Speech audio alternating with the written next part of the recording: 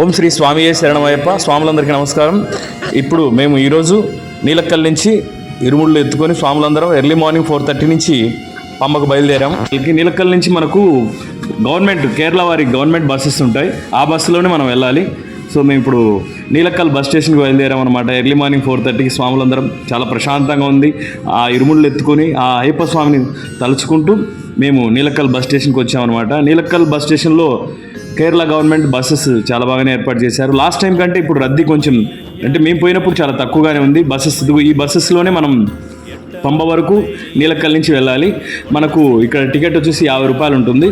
ఈ టికెట్ తీసుకొని మేము పంబకు బయలుదేరాం బస్సులలో.